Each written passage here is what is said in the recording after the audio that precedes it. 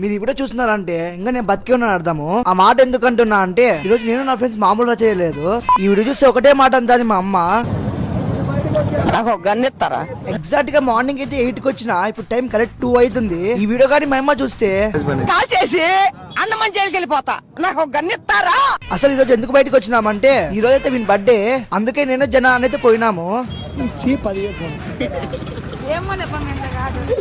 నేను ఊరుకోను మా జన అనేది గెలికినాను. మా ఫ్రెండ్ గారు వద్దు వద్దు అన్నా.